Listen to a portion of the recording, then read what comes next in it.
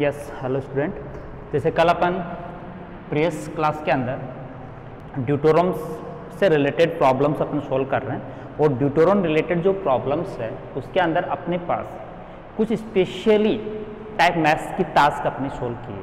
जैसे अपन ने पहले स्क्वायर वेल पोटेंशियल एजुप्शन से अपने ड्यूटोरम की एक्साइटेड व ग्राउंड स्टेट का कंसेप्ट क्लियर किया था।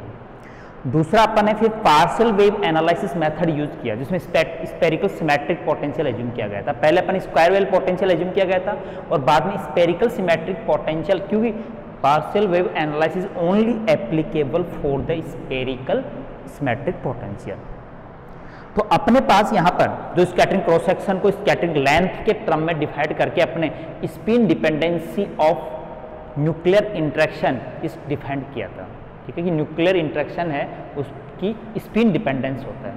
तो अपन नेक्स्ट एक स्पेशली कि अपने पास यहाँ पोटेंशियल इंडिपेंडेंट, यहाँ पर न्यूक्लियस से रिलेटेड कई टाइप के पोटेंशियल, न्यूक्लियर पोटेंशियल बोलते हैं उनको। ठीक है, तो वो जो न्यूक्लियर पोटेंशियल्स है वो by the different in safe are defined या प्रोपोज्ड।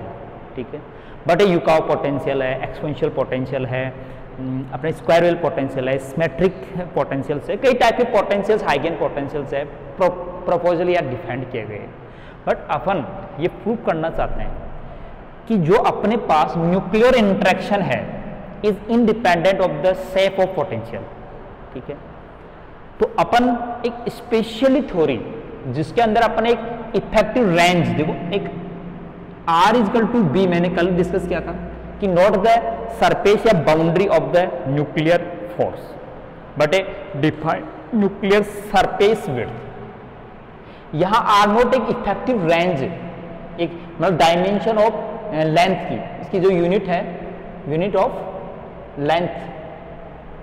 ठीक है, इसके क्रम में अपन आर नॉट को डिफाइंड करेंगे। तो अपने पास आज स्पेशली टास्क अपन न्यूक्लियर फोर्स इंडिपेंडेंट को अपन प्रूव करने के लिए, फिर से बता रहा हूं क्या प्रूव करना चाहते हैं कि न्यूक्लियर जो इंटरेक्शन है वो न्यूक्लियर पोटेंशियल की शेप से इंडिपेंडेंट होता है।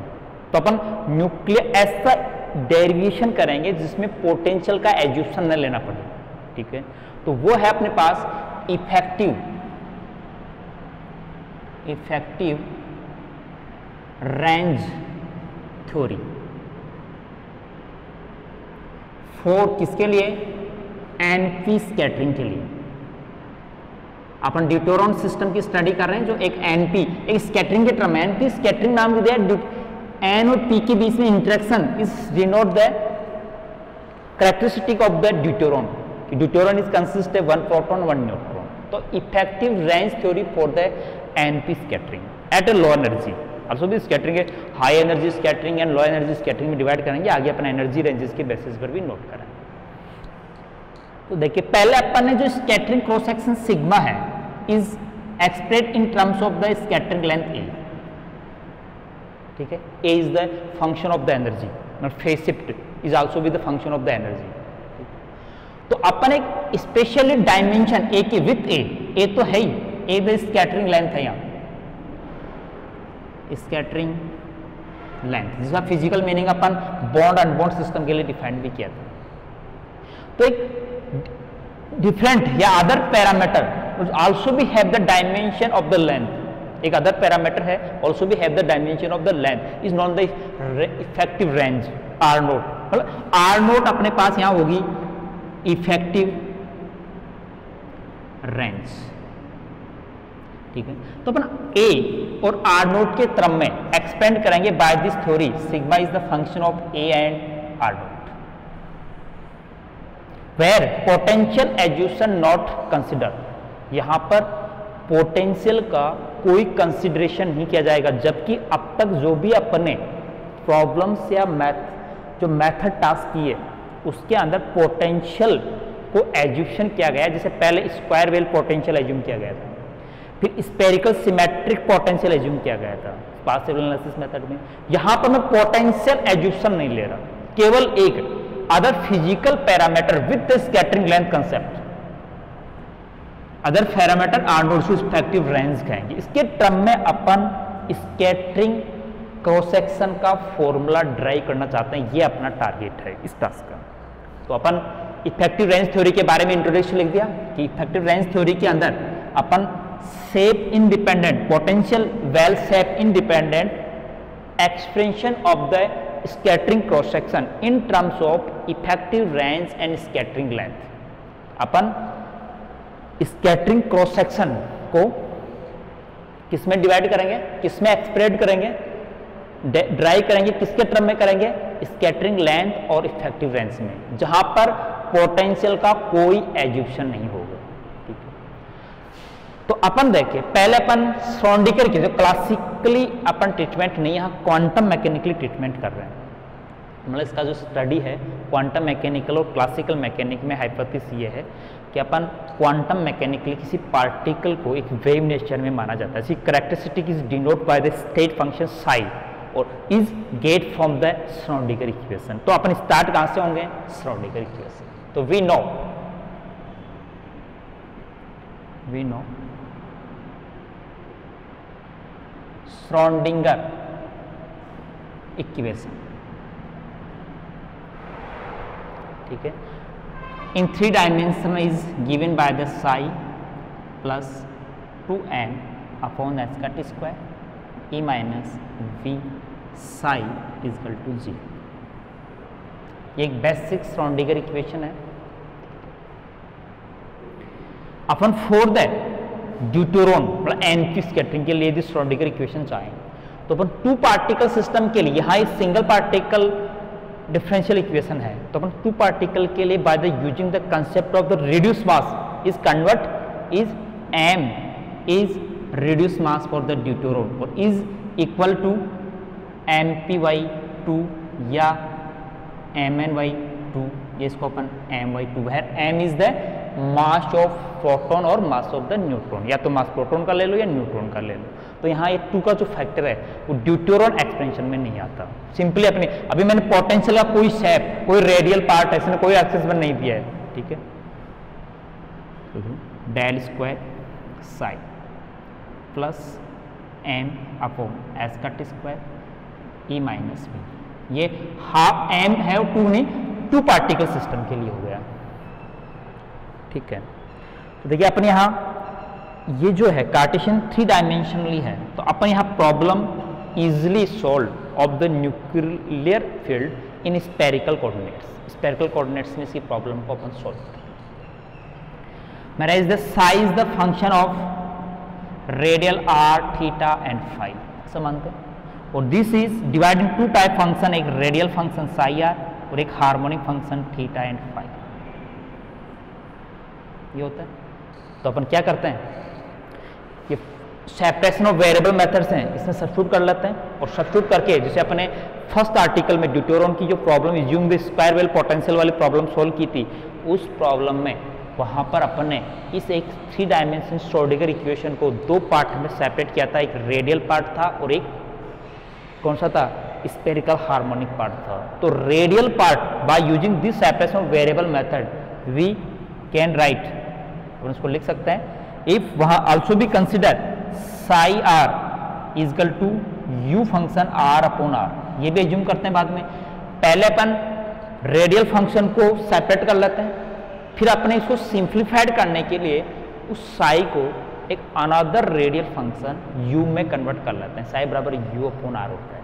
ठीक है, तो अपन इस u अपॉन आर को के टर्म में इसका जो सिंपली जो फॉर्म होता है वो होता है del square u del are square. ठीक है, m अपॉन एस का स्क्वायर ई माइनस वी। ठीक है, u इजकल टू 0। ये एक सिंपली रेडियल इक्वेशन है फॉर एन की सिस्टम, मतलब ड्यूटेरॉन। ठीक, where u is the radial function, u upon r is the psi r, where u is the psi r, at center u is always 0। ठीक है, लेकिन इसको inside और outside function में अपन फिर डिवाइड कर सकते हैं। जो यहाँ अपने पास इफेक्टिव रेंज थ्योरी में energy dependent phase shifting concept use करते हैं कि phase shift is function of the energy. तो यहाँ एनर्जी की रेंज लेते हैं कि two type range of system is exist in the inside region and outside region, ठीक है। तो for inside region of NP bound system deuteron के लिए, ठीक है, जब इंटरेक्शन स्टार्ट होगा। एंड ऑल्सो भी फॉर द आउटसाइड के लिए अपना अलग डिफाइन करेंगे। एट एनर्जी या corresponding to energy E is equal to 0 and E is equal to S cut square K square upon N. This is known as kinetic total, like finite energy in form of the P square upon 2m form आता है, ठीक है। तो यहाँ अपने पास एक simply energy form के अंदर जो ड्यूटेरोन सिस्टम की एक फ्री एनर्जी सिस्टम, पर यहाँ पर पोटेंशियल कंसेप्ट नहीं ले रहे, यहाँ पर एनर्जी की दो पॉसिबल वैल्यूज ले रहे हैं, E बराबर 0 एंड द E बराबर S कट स्क्वायर K। सो K propagation constant momentum term में S cross K is the defined P, momentum is S cut K, ठीक है, वो डायमेंशन है। तो देखिए यहाँ में 2m आता है, आपको एक कंफ्यूजन आ रहा है कि 2m तो इसलिए नहीं आ रहा, ड्यूटेरोन सिस्टम है, ठीक है, टू पार्टिकल सिस्टम। तो इसके करॉस्पॉन्डिंग इनसाइड फंक्शन अपन U नॉट, जैसे अपन मान लो inside of total energy E बराबर 0, corresponding radial function is the U naught and corresponding this energy range is non the U। अब यहाँ U है लेकिन U को अपन दो पार्ट में तोड़ लिया, U नॉट और U। U नॉट है radial inside wave function corresponding to total energy is equal to 0। U is the function correspond in the inside region corresponding to energy E बराबर S cut K square upon A। तो इसके दो type की equation आएंगे, तो अपन इस equation पर imply करें corresponding to both are energy range. तो देखिए फर्स्ट पहले मैं इनसाइड के लिए यूज कर रहा हूँ, where V is the potential है, यहाँ ध्यान रखो कैपिटल V, यहाँ कैपिटल V को नोट करता है, ये पोटेंशियल है। तो सब्स्टिट्यूट करो E इक्वल टू 0, तो del square U naught del R square, ठीक है। E इक्वल टू 0 हो गया तो minus mv upon h cut square U naught equal to 0, equation 1। ध्यान रखिए आगे अपन इसका मल्टीपल यूज करेंगे कि inside radial wave function corresponding to energy total is equal to 0, just bound condition जो होती है। Second corresponding inside radial function E is equal to S cut square K square, इसी को यूज कर रहे हैं। देखिए del square U upon H cut square plus M upon H cut square, यहाँ E की जगह square K square upon M minus V U is equal to 0। यहाँ U पोटेंशियल के लिए कोई कंसेप्ट नहीं यूज किया है, इसको थोड़ा सिंप्लीफाइड कर ले, M को अंदर ले जाएं तो ये convert del square U del R square plus bracket में जाएंगे K स्क्वायर और यहाँ मल्टीप्लाई आ जाएगा M V upon H cut square U equal to 0, equation कि इनसाइड में अपने उस सिस्टम में टू एनर्जी वैल्यूज के करॉस्पॉन्डिंग दो रेडियल इक्वेशंस फाइंड आउट कर लिए। Potential shape not considered.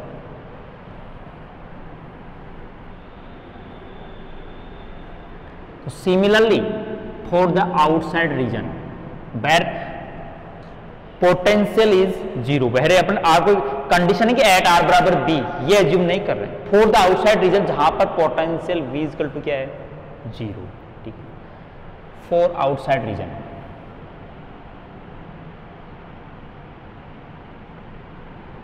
Reason of NP system,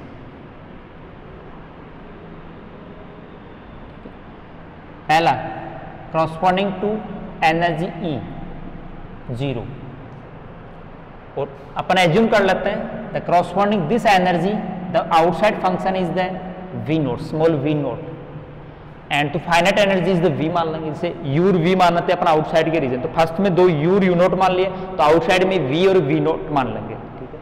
तो आउटसाइड के लिए वह आउटसाइड रीजन वो होता है जहां पोटेंशियल एनर्जी शुड बी 0, लेकिन अपन ने कोई कंडीशन r बराबर a b ये सब्स्टिट्यूशन नहीं किया है इसमें अपन ने। तो आउटसाइड में E बराबर 0 के करस्पॉन्डिंग रेडियल इक्वेशन, इसमें देखो यहाँ फंक्शन v नोट लिखना है, E0 लिखना है और V0 लिखना है, तो सिंपल सा इक्वेशन आ जाएगा del square V naught del R square बराबर 0, इक्वेशन 3। सिंपल सा है कि आउटसाइड के अंदर E बराबर 0 एनर्जी के corresponding equation. Second, for outside में E is equal to s cut square k square upon m, capital V also 0, क्या रख दे u आउटसाइड में corresponding to this energy is the function is the v, वहां v naught माना था 0 के corresponding, तो इसका इक्वेशन क्या हो जाएगा इस रेडियल से del square v upon del r square plus v तो 0 है, e का मान ये लिखें तो h और m कैंसिल हो जाएंगे, तो k square v is equal to 0, this equation is the 4, मतलब इक्वेशन 1 2 3 4 इस इफेक्टिव रेंज थ्योरी में shape independent to energy fixed values के करस्पॉन्डिंग इनसाइड और आउटसाइड रेडियल डिफरेंशियल इक्वेशंस हैं। इक्वेशन 1 और 2 are radial equation inside region corresponding to energy E is equal to 0 equation 1, corresponding to E बराबर h के square is equation 2. Similarly in the outside corresponding energy E 0 function radial is equation 3 and corresponding energy E बराबर k square m freely is equation this 4, ठीक है। तो यहाँ अपन capital V को जो equation 1 और 2 में आ रही है इसको अपन कैंसिल करें, यहां पोटेंशियल सेप इंडिपेंडेंट डेरिवेशन करना चाहते हैं, बोलिए पहले बाय इक्वेशन 1 सब्सट्रेट इक्वेशन 2, दोनों को सब्सट्रेट कर दें या 2 में से 1 को सब्सट्रेट कर दें, मतलब 2 इक्वेशन 1, थोड़ा सा पॉजिटिव वैल्यू आ जाएगी। इक्वेशन 2 और 1 यहाँ भी पोटेंशियल टर्म्स अपने पास v है, लेकिन अभी अपने पास फंक्शन v कैंसिल नहीं हो पाएगा क्योंकि फंक्शन यू नोट रह गया। तो before this subtraction we multiply the equation by function u and equation 2 is multiply by function u naught, मतलब इक्वेशन 1 को मल्टीप्लाई कर लेते हैं u से और इक्वेशन 2 को मल्टीप्लाई कर लेते हैं u नोट से और फिर इक्वेशन 1 और 2 क्या कर लेते हैं सब्सट्रेट कर लेते हैं। तो देखिए इक्वेशन 2 में देखो पहला टर्म लेफ्ट साइड में u naught del square u upon del r square naught multiply में आएगा plus u and u naught k square term अलग कर लेते हैं negative m v upon h cut square u and u naught, ये तो left side हो गई केवल किसकी इक्वेशन 2 की after multiply u note. Substrate करना तो लेफ्ट साइड को लेफ्ट में से करना है, left side of equation 1 multiply by the u after multiply by u, तो क्या जाएगा u del square u naught del r square minus m v u and u naught h cut square equal to right side में 0 minus 0 0 है।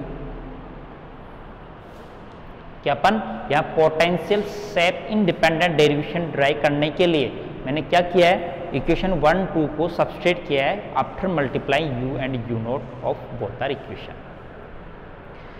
देखिए इसको अपन solve कर लेते हैं। इसमें देखो ये टर्म इस टर्म से कैंसिल हो जाएगी, नेगेटिव पॉजिटिव बनेगी, तो रिजल्टेंट इक्वेशन क्या बचेगा,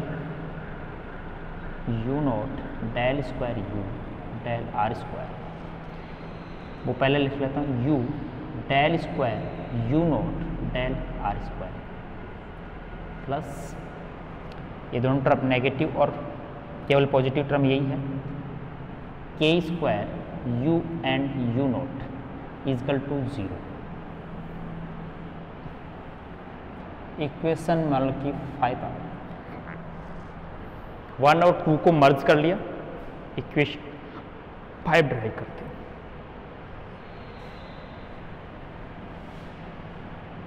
सॉरी इक्वेशन 5 रहने दो, del square v naught del are square बराबर 0, इक्वेशन 3 थी ये, ठीक है।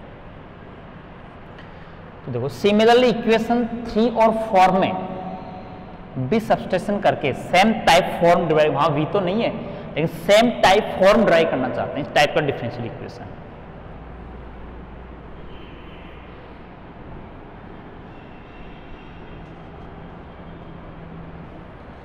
तो देखिए similarly equation 3 is the multiply by the v and equation 4 is the multiply by the v note and substrate by each other. मतलब इक्वेशन 4 में से इक्वेशन 3 को सब्सट्रेट कर देंगे, पहले मल्टीप्लाई करना है, equation 4 is multiply by the v note and equation 3 is multiply by the v and after substrate from equation 4 equation 3, equation 4 में से इक्वेशन 3 को सब्सट्रेट कर लेना। तो देखिए पहले इक्वेशन 4 की लेफ्ट साइड लिख लेते हैं अपन, v naught del square v del are square plus के square v and v naught हो गई लेफ्ट साइड पूरी, दो टर्म थी नेगेटिव, इसका v del square v naught del are square बस 0 माइनस 0 इज 0। तो सिंपल हो गया, इसमें कोई कैंसिल नहीं हो रहा, बस इस फॉर्म में लिख लेंगे, तो मैं यहाँ लिख लेता हूँ, v naught del square v upon del are square minus v del square v naught del are square, जैसे इस टाइप का फॉर्म टर्म बन गया, प्लस के square v and v naught is equal to 0। This equation is converted in equation 6। मन 4 equations थी, उनको मर्ज करके अपने 2 इक्वेशन में कन्वर्ट कर लिया।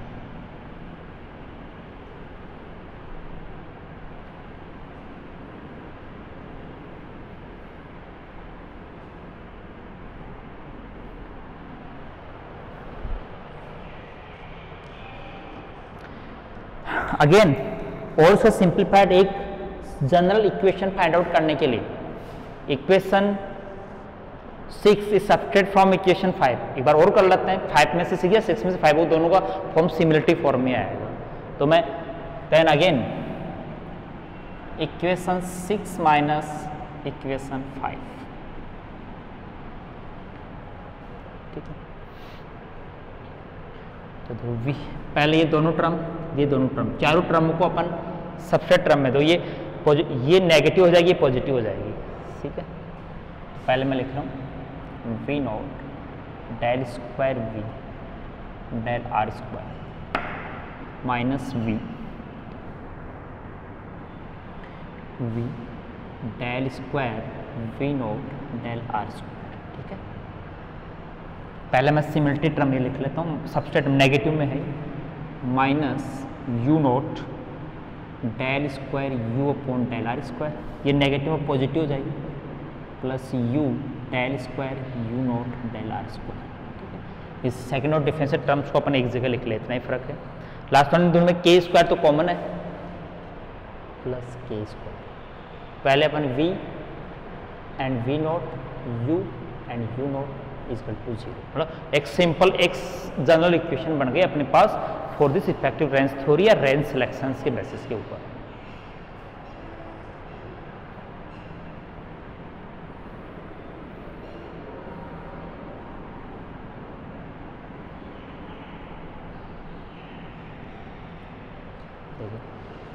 इस इक्वेशन को अपन को स्पेशल टाइप के डिफरेंशियल इक्वेशन टाइप में फॉर्म में चेंज करना है। मतलब ये फॉर्म सेम इसी का वापस फॉर्म आना चाहिए। तो जो सिमेट्रिक फॉर्म से इसको ऐसा लिखा जा सकता है। आप देखना कि ट्राई करेंगे अपने वापस ही वैल्यू आनी चाहिए। V naught del we upon del r, first differential order, minus u naught del you upon del r. एक बार चेक कर लेंगे, एक बार लिख लीजिए, u v naught u equal to 0। मैं यहाँ पर एक बार अभी कंफर्मली नहीं, मैं इसको सोल्व करके देखते हैं कि is same to equal this value, should be, इसकी वैल्यू क्या होनी चाहिए, इक्वल होनी चाहिए, तब इसको अपन डिफरेंशियल फॉर्म में चेंज कर लेंगे। तो अलग से डिफरेंशिएशन करते हैं, del upon del are, we naught del v r,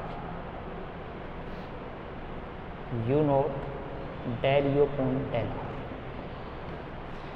u से पहले मैं यू नोट वी नोट बाहर ले लिया, del square we upon del R आ जाएगा। एक बार अपन यू नोट का करेंगे तो plus del we naught upon del are, del we upon del R आ जाएगा। ठीक है, नेक्स्ट इसका negative, you naught del square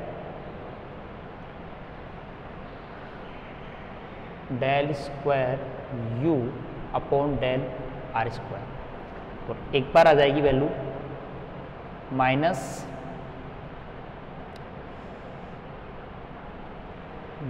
del you naught del are, del you upon del are.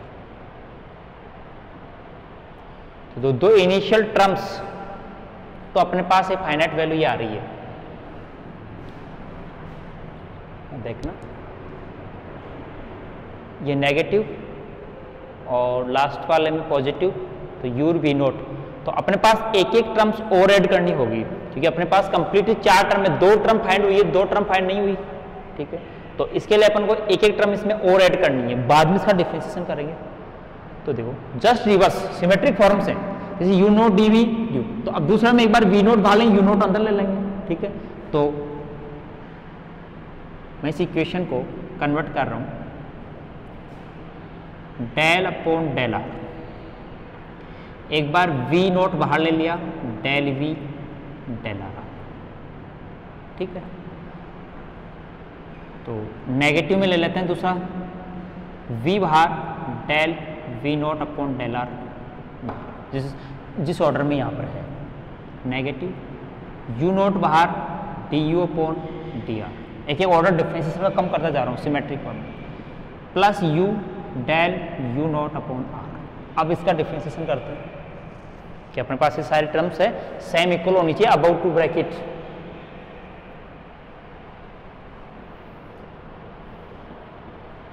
यहां से मैं फर्स्ट टर्म को डिफरेंशिएट कर रहा हूं, तो फर्स्ट टर्म तो आ जाएगी वेयर वी नोट बाहर, del square we upon del are square, लेकिन इसका प्लस क्या आ जाएगा, v naught del we naught del are, del we upon del r. Second वाले का minus v del square v naught upon del are square, second del we upon del are, del we naught upon del r. ठीक है, second term भी होगी, 4 term बन गई। Last वाले में यू नॉट कॉन्स्टेंट आ गया, del square you upon del are square, minus del u naught del are, del you upon del are.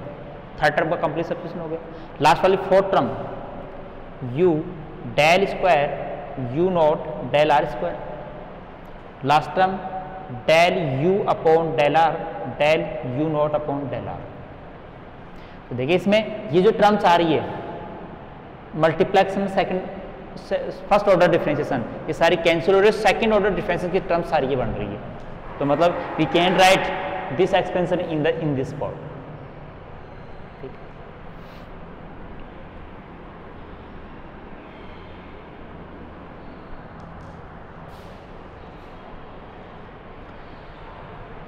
तो देखिए इसको अपन इस फॉर्म में, चाहे इसको लेफ्ट साइड में एक बार एक फॉर्म और किया, अपन को इंटीग्रेशन को एक राइट साइड में लेके जाना है।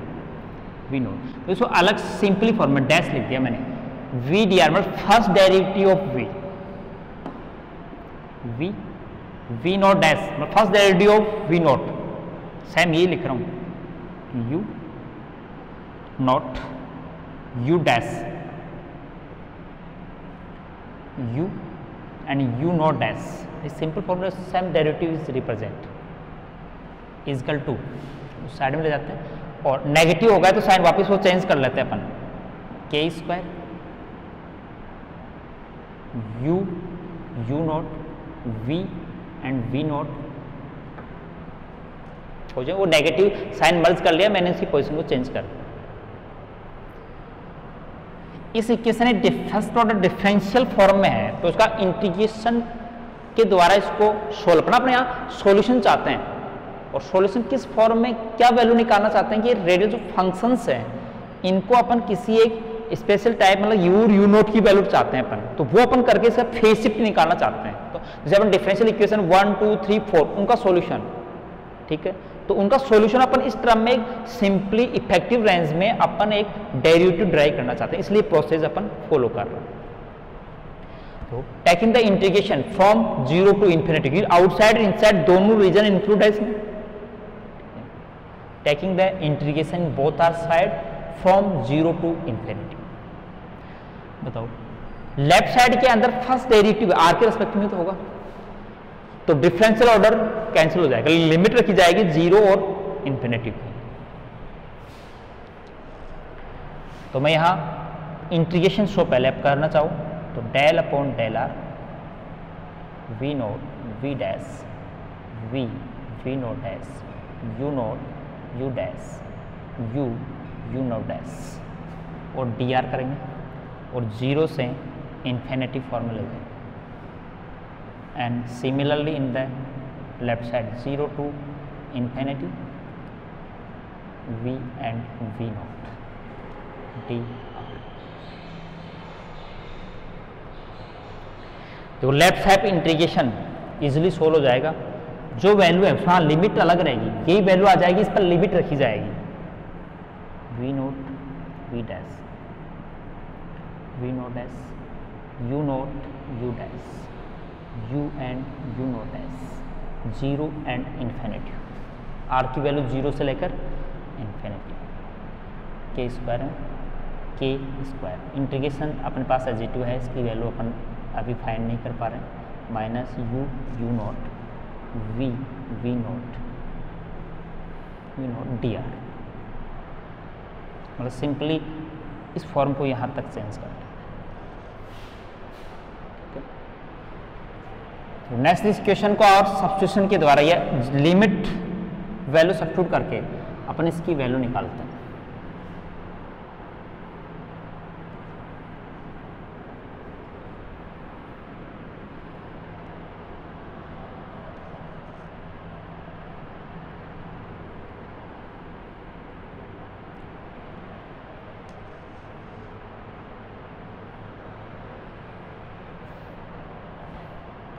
तो r टेंड्स टू इंफिनिटी पर all functions are the should be first derivative are the finite, ये तो क्लियर है, चाहे वो इनसाइड फंक्शन है आउटसाइड फंक्शन, इनफाइनाइट रीजन के ऊपर अपना जो वेव फंक्शन है, यहाँ पर जो आउटसाइड वेव फंक्शंस हैं और इनसाइड वेव वेल डिफाइंड होते हैं, और वेल डिफाइंड इनफाइनाइट पर क्या होता है 0, तो मतलब पहले लिमिट इनफाइनाइट की रखी जाएगी तो all functions are should tends to 0, तो यहाँ एक नेगेटिव साइन आ जाएगा और वैल्यू एजिटिव में V naught we dash V naught dash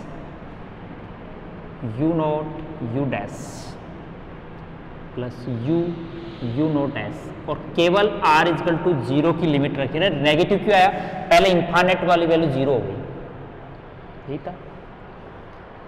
तो अपन 0 पे इसका क्या फंक्शन कैरेक्टरिस्टिक होगी वो फाइंड करके इसका अपन आगे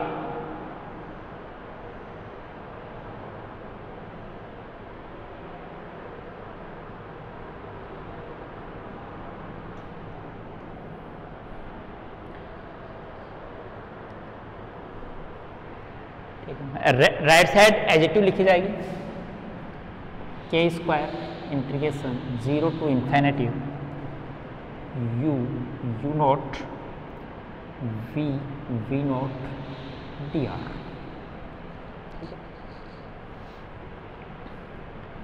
तो r टेंस टू 0 पर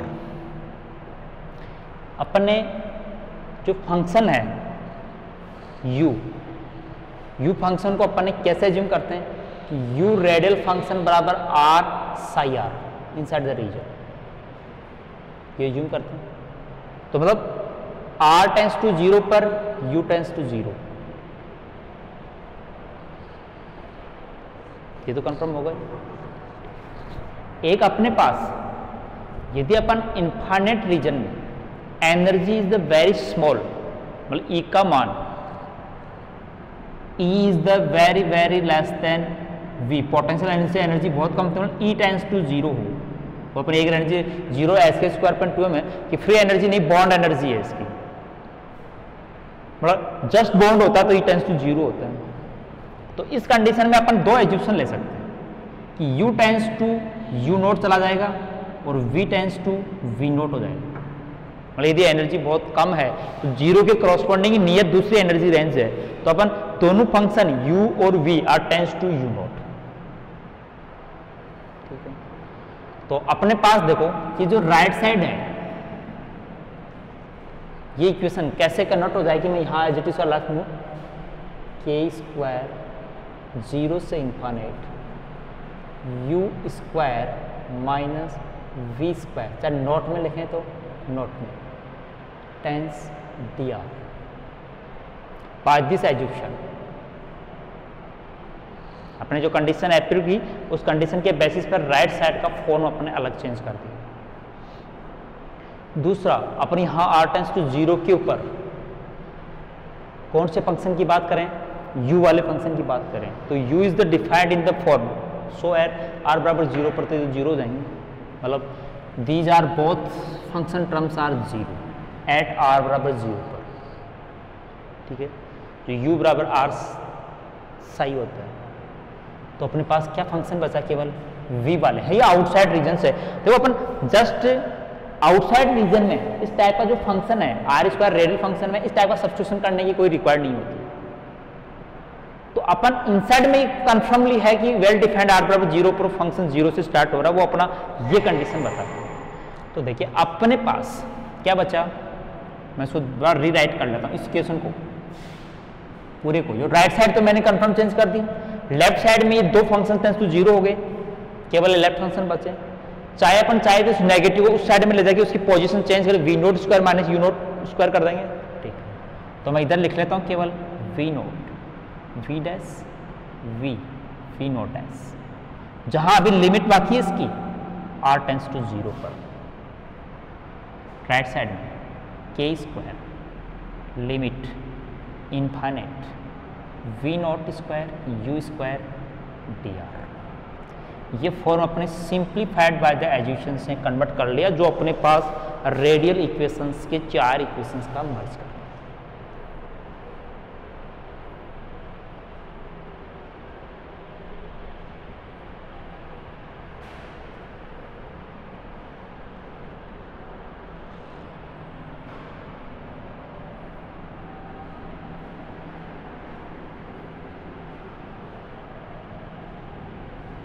अब अपन इस इक्वेशन को आगे एनालिसिस करते हैं।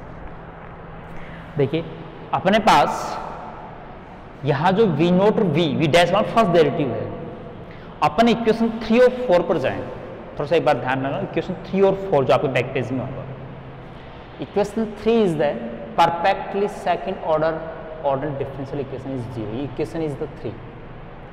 इक्वेशन 4 है V del r square plus के square V equal to 0, equation 4। ये था अपन जहाँ से अपन V और V नोट फाइंड कर सकते हैं। सिंपल इक्वेशन एक SSM इक्वेशन है, एक second order derivative simple second order differential equation. तो equation 3 is solve bye 2 times integration taking in the continuous with respect to r, मतलब दो कंटिन्यू रेस्पेक्टिव डिफरेंशियल ऑर्डर। तो एक बार देखो डिफरेंशिएशन करेंगे तो क्या आएगा, solving the equation of 3 of equation 3। Equation 3 का सोल्व कर रहे हैं by integration into continue successfully 2 times. तो by the first integration del V naught del R is equal to कोई कांस्टेंट मान C. The second again take the integration, तो v naught is equal to C R plus कोई constant d। तो यहां जो अपने पास एक बाउंड्री कंडीशन से जो कांस्टेंट c और d की वैल्यू को अपन डिफाइन करते हैं कि ये फंक्शन है वेल डिफाइंड होना चाहिए, नॉर्मलाइज होना चाहिए, ठीक है, फाइनाइट होना चाहिए। तो अपन d को इस टाइप से चूज करते हैं कि जो अपना जो v फंक्शन है ये फाइनाइट वैल्यू पर 0 हो जाना चाहिए। तो अपन जैसे अपन स्कैटरिंग लेंथ की कंसेप्ट होती है, तो स्कैटरिंग लेंथ की कंसेप्ट क्या होती है, यहाँ पर अपन एक स्कैटरिंग लेंथ कंसेप्ट और एक नॉर्मलाइजेशन कंडीशन अप्लाई करके c और d की वैल्यू निकालेंगे। पहले मैं by the concept of the scattering length कि एट r बराबर a should be v naught is equal to 0। r बराबर a पर क्या होना चाहिए, 0 होना चाहिए। तो बाय दिस की एट r बराबर a is the scattering length, scattering length, ठीक है। तो यहां r बराबर a पर क्यों स्कैटरिंग लेंथ का कंसेप्ट यही होता है जहां फंक्शन 0 होता है। तो ये आ जाएगा c a plus d is equal to 0। तो by means d is equal to minus C A. एक boundary condition scattering length concept को यूज करते हुए आपने डी कांस्टेंट चूज कर लिया। तो इसका मतलब equation is reduce in form v naught is equal to C A. तो c बाहर आ जाएगा r माइनस ए। ठीक हुआ। फिर एक नॉर्मलाइज कंडीशन कि मतलब मोस्ट प्रोबेबल इज द 1 होना चाहिए। तो इसकी प्रोबेबिलिटी कितनी होनी चाहिए, 1 होनी चाहिए इन द होल स्पेस में। तो यहां पर अपन r बराबर 0 पर, r बराबर 0 पर जो v नोट है वो 0 नहीं होना चाहिए, कारण इसकी प्रोबेबिलिटी तो पूरे स्पेस में एग्जिस्ट होना चाहिए पार्टिकल सिस्टम। जैसे अपन रेडियल फंक्शन u है, r बराबर 0 पर u इक्वल टू 0 सब्स्टिट्यूट कर लिया। वो तो अपने साई अपने ऐसा अज्यूम किया था कि साई बराबर r u r, नहीं कि u इज द 0, ये साई 0 हुआ था। लेकिन यहां तो v नोट है। तो by the normalize condition at r बराबर 0 the v naught is equal to 1 should be equal to 0। तो मतलब बाय दिस कंडीशन यहां सब्स्टिट्यूट करें तो क्या जाएगा, 1 is equal to minus C A. तो मतलब c is equal to minus 1 upon A. मतलब दूसरा नॉर्मलाइज कंडीशन से c की वैल्यू माइनस 1 अपॉन ए आ गई।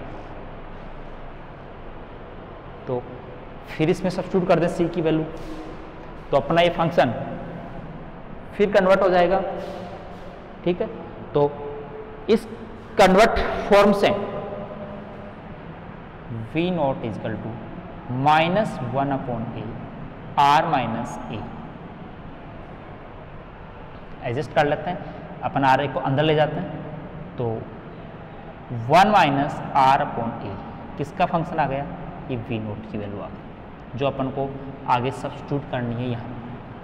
मतलब इक्वेशन 3 के सॉल्यूशन से अपने पास v नोट फाइंड हो जाएगा। तो v डैश भी फाइंड हो जाएगा derivative with respect to r, जहाँ a स्कैटरिंग लेंथ कंसेप्ट है। बस इसी को याद रखना है कि v नोट की वैल्यू अपन ने इक्वेशन 3 के सॉल्यूशन से फाइंड आउट कर ली। अपने पास ये रेस्टिकेशन यहाँ तक तो आ चुका था। ठीक है, देख लीजिए इक्वेशन 3 का सॉल्यूशन, जो भी आपको शॉर्टकट लेना है स्क्रीनशॉट की मैंने प्रोसेस यहाँ से स्टार्ट किया। इक्वेशन 3 को डिफरेंशियल सोल्व किया है, स्कैटरिंग कंसेप्ट और नॉर्मलाइज कंडीशन से दो कांस्टेंट फाइंड किए हैं और अपने पास v नोट की वैल्यू को यहाँ वैल्यू निकाला। ठीक है,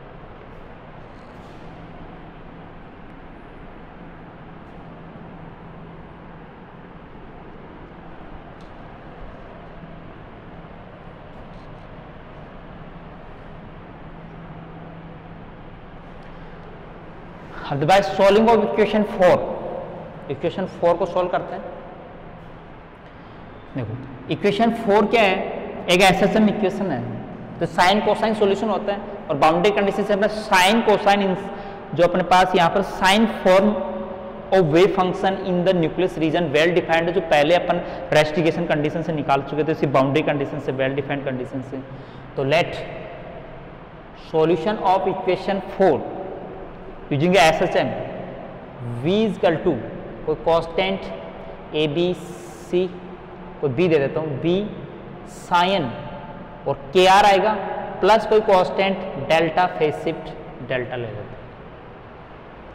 कुछ जरूरी नहीं कि sign K are direct form में आता है, वो तो अपन ए बी प्लस फिर बी कोस फॉर्म मोड़ लेना, इसका हो सकता है delta is equal to pi by 2 तो कोस फॉर्म भी आ जाए, तो बाउंड्री कंडीशन से डेल्टा की वैल्यू निकाल लेंगे अपन। ठीक है, तो पहले बी कांस्टेंट की वैल्यू तो अपन नॉर्मलाइज कंडीशन से निकाल सकते हैं इसकी, कैसे कि एट आर बराबर 0 the V should be 1, probable best due to 1, तो इसके द्वारा अपने पास कंडीशन आ जाएगी 1 is equal to B sine delta, उनका डेल्टा की वैल्यू अपन नॉर्मल कंडीशन से, तो मतलब B is equal to 1 upon sine delta, value find. पहले इक्वेशन 4 का सोल्व कर लिया और फर्स्ट एक नॉर्मलाइज कंडीशन के द्वारा बी कांस्टेंट वैल्यू, तो इस इक्वेशन को कैसे लिख देंगे, v is equal to sine K R plus delta upon sine delta, you can write. अब अपन इस इक्वेशन के अंदर नॉर्मलाइज में इसका फर्स्ट डेरिवेटिव और second derivative with respect to R अपन फाइंड कर सकते हैं, जहां वैल्यू सब्स्टिट्यूट करनी है। तो अपन जो अपने पास दो कैप्सूल्स वैल्यू आ गई, एक वी नोट की वैल्यू अपने क्या निकाली 1 माइनस आर अपॉन ए, और v equal to V naught equal to 1 minus R upon A, और v इजकल टू है sine K R plus delta upon delta, को फेज शिफ्टिंग पार्ट है delta, जिसको अपन आगे सोल्व कर इसकी वैल्यू निकालेंगे, क्योंकि फेज शिफ्टिंग एक एनर्जी की फंक्शन होता है, फेज शिफ्टिंग को एनर्जी का फंक्शन मान के अपन scattering cross section sigma find out करेंगे, क्योंकि स्कैटरिंग लेंथ के टर्म में स्कैटरिंग क्रॉस सेक्शन का फॉर्मूला आता है अपना, जो पार्शियल एनालिसिस में आता है। हाँ, तो इस इक्वेशन में मैं सब्स्टिट्यूट करता हूँ, देखिए इक्वेशन 4 का सोल्व कंप्लीट ये आउटपुट है, इक्वेशन 3 का आउटपुट ये है, ये दोनों वैल्यू मैं इस इक्वेशन में रख रहा हूँ। ठीक,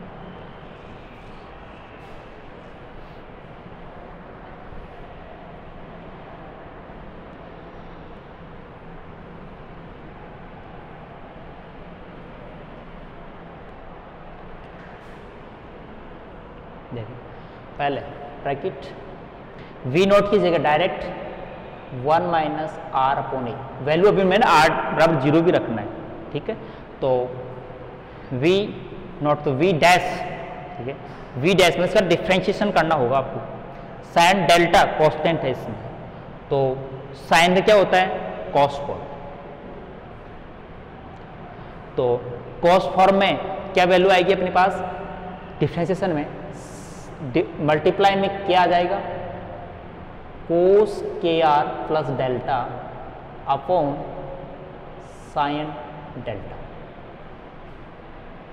वी डैश की वैल्यू आ गई, minus V value direct sine K R plus delta upon sine delta, V naught dash इसका डिफ्रेंशिएशन करना है, तो -1 अपॉन ए,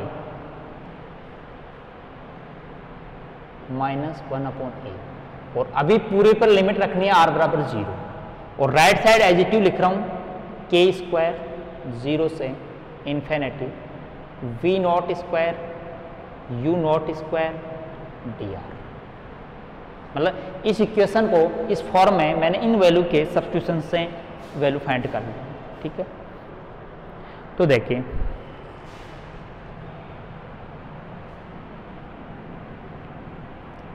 उसमें r बराबर 0 सब्स्टिट्यूट करो,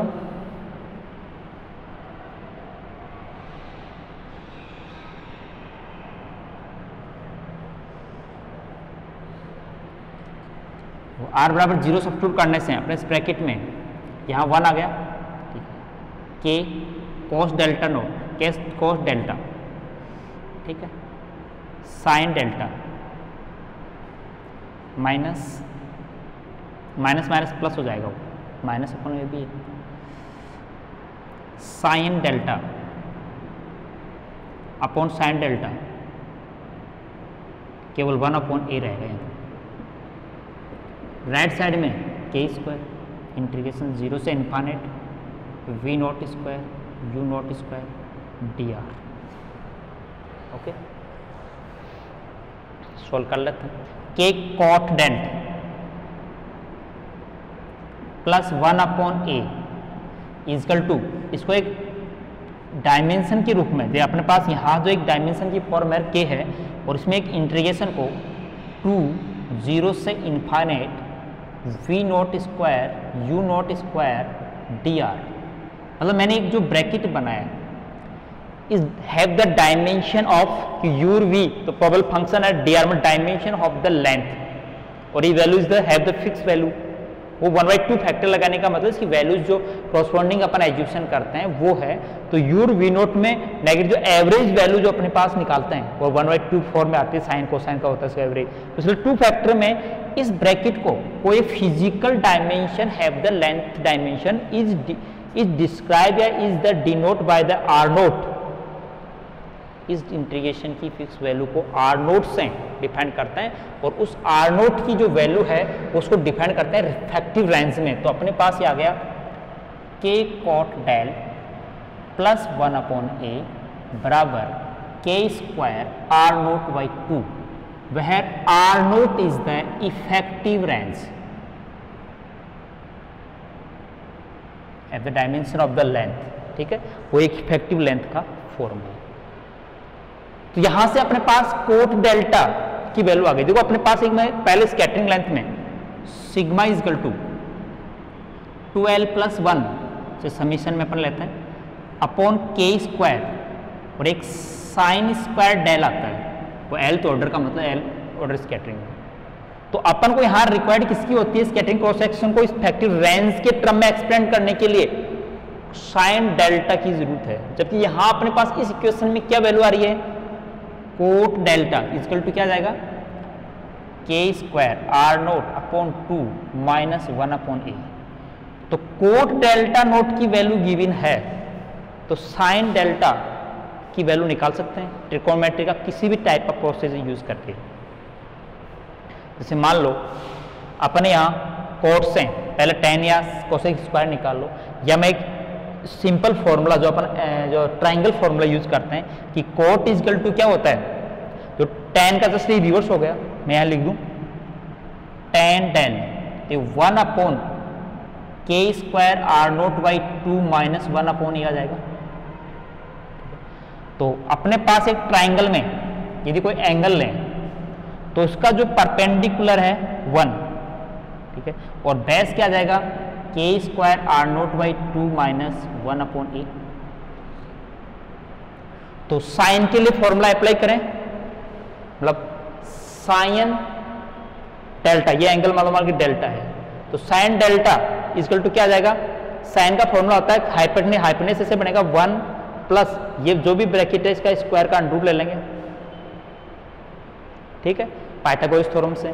तो अपने पास क्या आ जाएगा 1 upon under root 1 plus K naught square R naught या K upon R naught by 2 minus 1 upon A square.